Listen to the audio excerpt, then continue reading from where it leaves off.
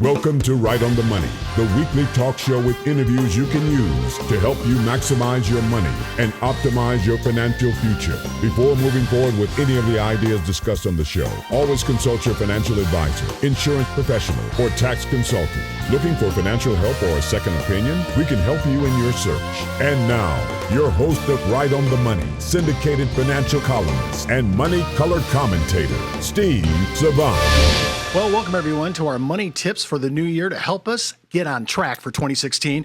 In this segment, we're talking about protecting your financial legacy with registered financial consultant and investment advisor, Ted Meyer. Well, Ted, I have to say there's a lot of planning going on. I want to protect as a boomer, I'm just telling you, as a boomer, we've gotten ourselves in trouble. I'm just going to confess my sin. We're taking care of our parents for long-term care. We're still paying tuition on our kids and the generation of our kids. And then I'm sitting there trying to make a retirement plan. Okay, so you're not alone. I'm a triple decker sandwich, I think I am. Okay, but I want to protect I figure out a way that whatever I'm not going to spend, if I have anything left, I want to be able to send it to the appropriate people, my kids, my grandkids, maybe a charity of my choice. Correct. So when I'm looking at it, let's talk about the first one because I'm no attorney and we don't practice law on the show.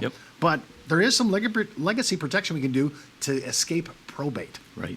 Talk about that. Probate's a big one. Everyone out there that we talk to wants to avoid probate, whether you're...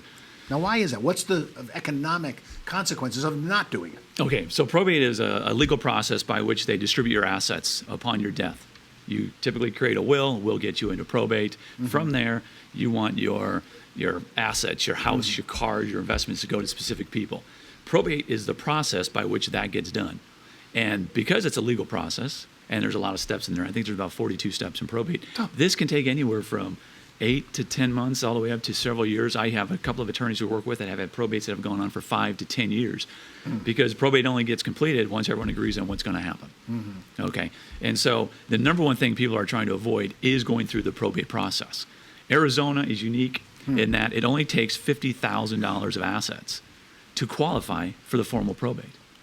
People, when they sit down with a lot of investment advisors, will come to me and say, well, I don't have an estate large enough to go through probate. I've been told that I need $600,000 or $1 million, now $5 million, because they confuse that with the estate, with the unified credit. Unified credit. Right. And it's actually the probate threshold dollar amount. Every state has one. Arizona is $50,000. So if you have over $50,000 in Arizona, you qualify for probate.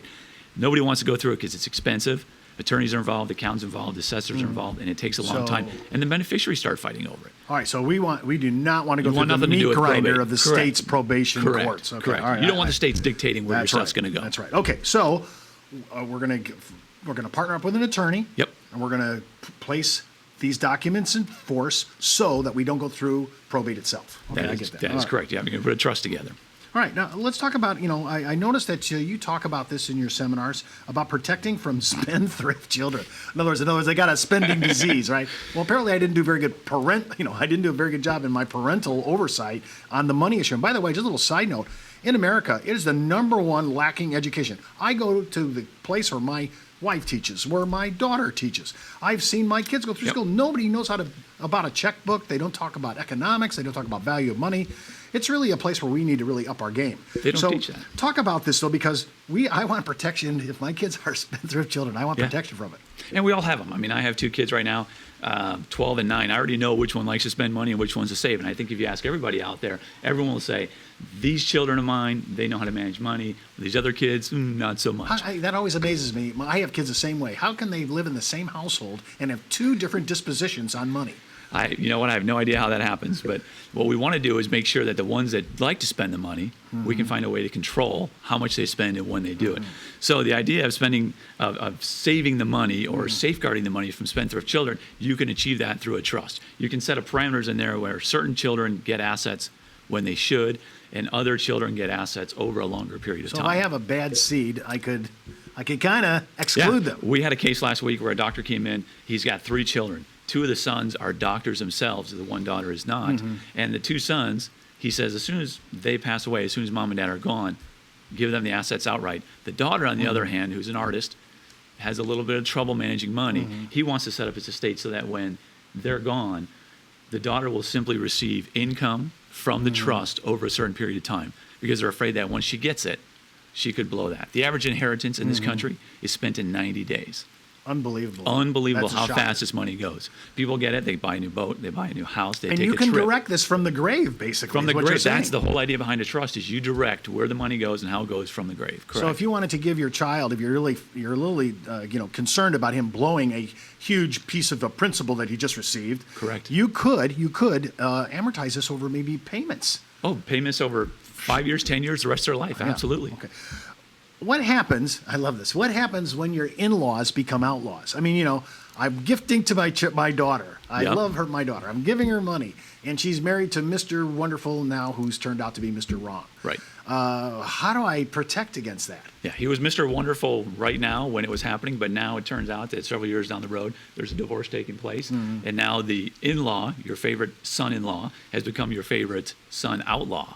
And so what we want to do is we want to use the money in the trust to protect the daughter from receiving some of this stuff, because obviously there's probably going to be a divorce proceeding going on. And in this divorce, whatever the daughter owns now becomes part of the divorce proceedings. So through the trust, you can withhold the money from the daughter until divorce proceedings are done and make sure that the outlaws aren't able to receive any of it. Wow. Well, I'm thinking about, never did a prenup ever have its weight in gold.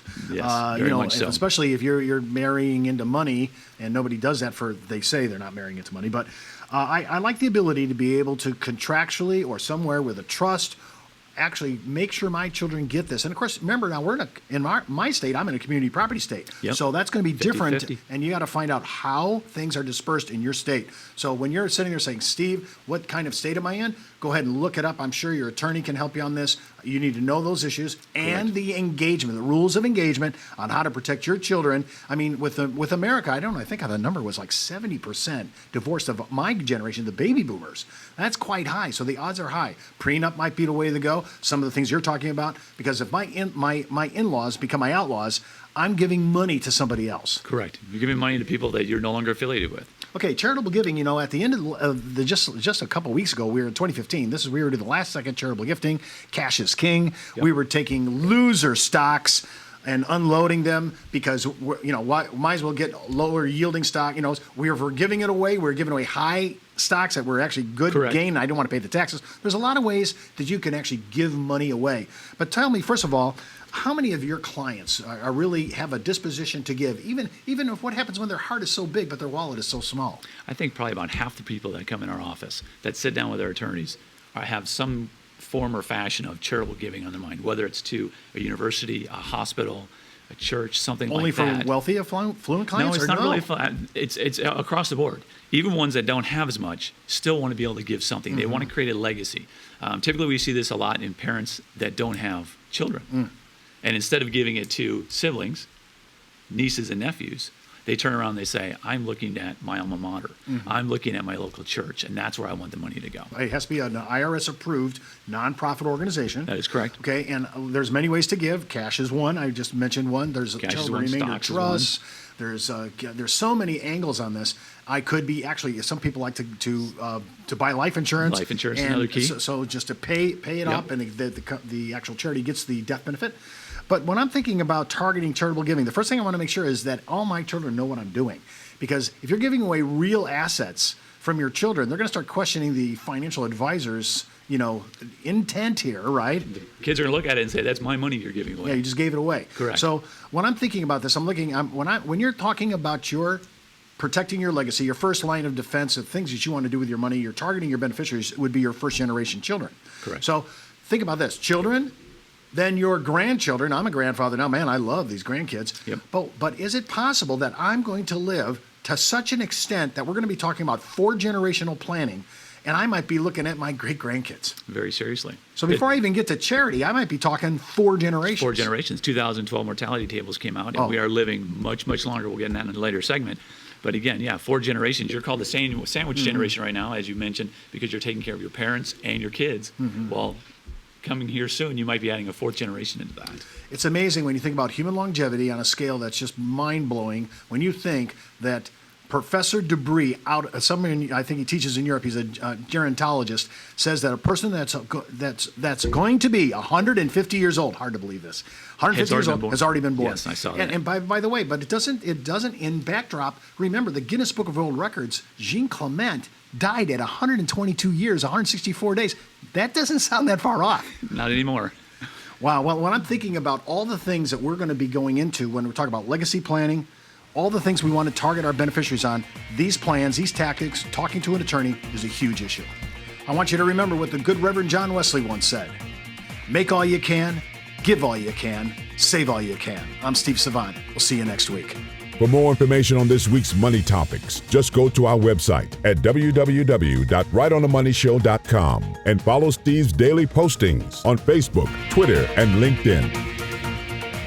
When it comes to retirement, money management, small business, insurance coverage, college funding, or budgeting, we have the interviews you can use.